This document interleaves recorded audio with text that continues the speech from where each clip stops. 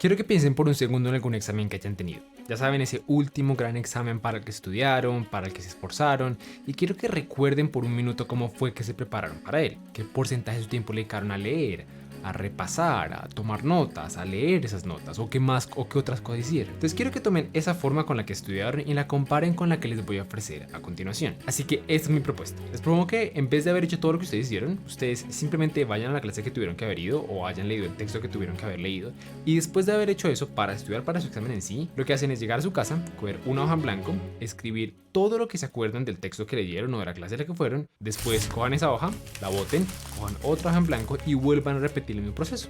Vuelvan a escribir todo lo que se acuerden y hagan eso unas 3 veces. Y ya, no hagan nada más. No tomen notas, no leen esas notas, no reneen el documento, no reescuchen la clase, nada. Simplemente hacen como esas 3 autoevaluaciones de pregunta abierta y ya. Suena medio raro, ¿no? Y sean sinceros conmigo, ¿realmente ustedes se atreverían a estudiar así como yo les acabo de decir para un examen? Puedo imaginarme que la respuesta visceral de la mayoría de las personas es no, porque pues a final de cuentas sí hay muchas cosas como que no cuadran con ese método que les acabo de proponer. Por ejemplo, este método no garantiza la revisión total de la información. Es decir, la probabilidad de que uno se logre acordar y escribir todo lo que vio del texto de la clase es muy pequeña. Y si después de hacer esta autoevaluación de cómo escribir todo lo que nos acordamos, no vamos a recibir ninguna clase de retroalimentación, ni vamos a reestudiar el documento ni la clase, pues solo vamos a estar fortaleciendo como esa parte del contenido que nos acordemos, aquella parte que realmente logramos pues escribir en el papel. Entonces, pues eso es como un problema, ¿cierto?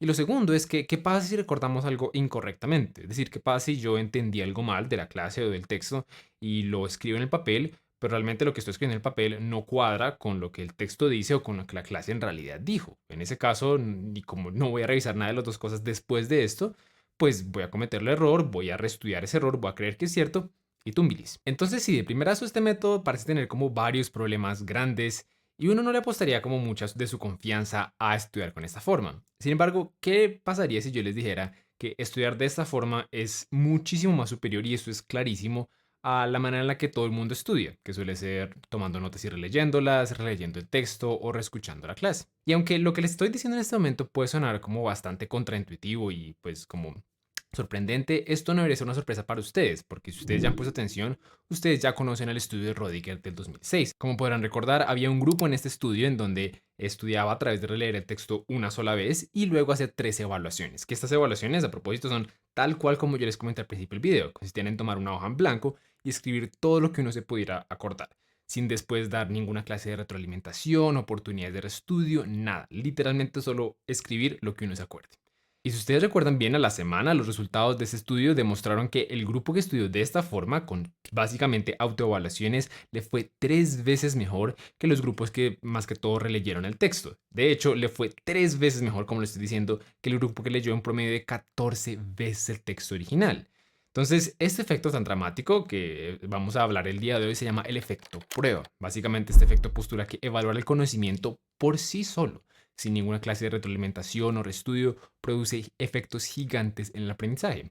De primerazo, esto suena como medio extraño. Después de todo, nosotros hemos vivido toda nuestra vida pensando en los exámenes como actos de evaluación, como eventos donde se mira si aprendimos o no, no como eventos que nos hacen aprender en sí mismos. Es decir, el efecto prueba es como si yo llegara y les dijera que medir su altura los va a hacer más altos o que medir su peso los va a hacer más pesados.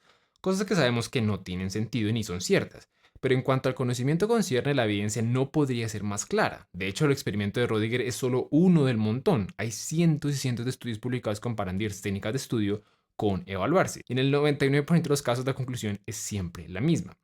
La mejor manera de aumentar el conocimiento es evaluándolo. Uno de mis estudios favoritos, por ejemplo, comparó qué estrategias eran más efectivas para estudiar para un examen: leer, tomar notas, repasarlas o autoevaluarse. Y las combinó. Es decir, los grupos no solo iban a tomar notas o solo a leerlas, no. Iban a hacer como mezclas de las cuatro y se iba a ver como qué mezcla era la mejor. El análisis final uno puede apreciar que el grupo que peor rendimiento tuvo fue el que estudió a través de leer el texto, tomar notas y repasarlas un par de veces.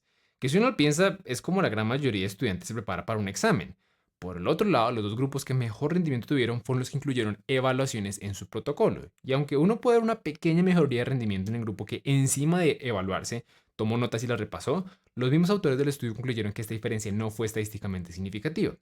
Lo que quiere decir que según este estudio, leer y evaluarse puede ser igual de bueno a leer, tomar notas, repasarlas y evaluarse. Entonces, esto es lo que nos referimos cuando hablamos de estudiar inteligentemente y no fuertemente, que haciendo la mitad del trabajo puedes obtener literalmente los mismos resultados. Solo debes saber a cuáles técnicas vale la pena dedicarle el tiempo y a cuáles no. Y según la evidencia que tenemos, si hay una técnica que vale la pena dedicarle la mayoría del tiempo, es evaluarse. Y de nuevo, esto no debería ser una sorpresa, porque si lo piensas, el efecto prueba es de esas técnicas que automáticamente incluye muchísimos de los principios que ya hemos discutido hasta el momento.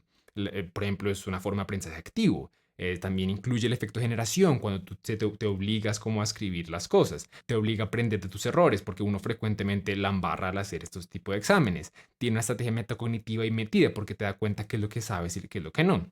Encima de todo, refuerza la recuperación de la información. Tú a la hora de intentar como ver, ok, ¿cuál es la solución de esto? O intentar acordarte la cosa, estás entrenando tu mente a recuperar la información que ella ya aprendió. Entonces, sí, si querías una técnica que solita aplicar a la mitad de las cosas que hemos hablado hasta el momento, esta es. Ahora bien, eso no quiere decir que esta sea la única estrategia que vas a usar en tu protocolo, que sea la única estrategia que uno, pues, como que valga la pena. Para nada. La literatura deja claro que otras técnicas tienen su lugar y que a veces pueden ser incluso mejor que autoevaluarse. Por ejemplo, una de las cosas que es clarísima en la literatura es que si uno quiere maximizar el rendimiento a corto plazo, por ejemplo, si uno tiene una clase y inmediatamente va a tener un examen, la mejor estrategia es sin duda alguna la relectura de la información. De hecho, una de las cosas que yo no les conté sobre el estudio de Rodiger, como para no hacer esto demasiado extenso, es que el estudio de Rodiger evaluó el conocimiento de los participantes en dos ocasiones. Una que ocurrió inmediatamente después de leer el contenido, que fue a los 5 minutos de pues, aprenderlo, y otra que fue a la semana. Yo solo les compartí los resultados a la semana. Lo que no les compartí fue los resultados a los 5 minutos. Y como ustedes pueden ver en la gráfica completa, cuando la evaluación se hacía en ese momento, a los 5 minutos, los grupos que habían estudiado a través de relecturas les iba muchísimo mejor. Ahora bien, claro, tan rápido como llegaba ese conocimiento, tan rápido se iba, y de ahí que la relectura no sea de manera general una buena estrategia o como una estrategia única para estudiar y para mantener el conocimiento a largo plazo. Al final de cuentas, esta es la razón por la que muchos estudiantes sienten que su conocimiento de algún tema comienza y termina la semana en que lo aprenden, porque básicamente solo estudian a través de leer y releer. Pero bueno, eso no quiere decir que esta estrategia no se pueda utilizar de una manera más inteligente. Por ejemplo, uno podría tener algo así como un protocolo en donde de base hayan exámenes y evaluaciones que mantengan el conocimiento a largo plazo y uno refuerce ese conocimiento justo antes de un examen, por ejemplo, el día antes del examen, con sesiones de relectura. Eso, por ejemplo, sería una buena manera como de mantener el conocimiento a largo plazo y mejorarlo justo antes de los momentos en donde yo quiero como tener como ese extra rendimiento. Entonces, así como yo les acabo de decir, esto fue solo como un ejemplo así como encima de mi cabeza, hay múltiples maneras de crear otros protocolos de estudio que tengan sentido. Todo depende de uno cómo juega con las variables y con las técnicas. Pero en general, la técnica que todo el mundo sí debería intentar incluir en su protocolo es la que hablamos el día de hoy, es el efecto prueba. Y como acaban de ver, usar esta técnica es tan sencillo como coger una hoja en blanco e intentar escribir lo que uno se acuerda. Así de sencillo. Obvio, esta no es la única forma. Yo, por ejemplo, suelo utilizar, además de este tipo como de estrategias en mi protocolo de estudio, suelo utilizar casos clínicos con opciones múltiples, como con preguntas de opción múltiple. Lo útil de que yo he encontrado estas preguntas de opción múltiple es que al tener varias opciones que considerar, uno constantemente está repasando y estudiando más de un tema a la vez. Y al hacerlo de esta forma, al evaluarse de esta forma, no solo estoy obteniendo todos los beneficios del efecto examen, sino que encima de todo esto estoy distribuyendo mi estudio porque estoy repasando varios temas a la vez. Entonces, de nuevo, es como un beneficio extra encima de todo lo demás. Pero bueno, eso es lo que yo hago en mi protocolo. Ahora es tiempo que ustedes piensen en cómo podrían aplicar este efecto prueba en su protocolo de estudio. Nos vemos en la próxima.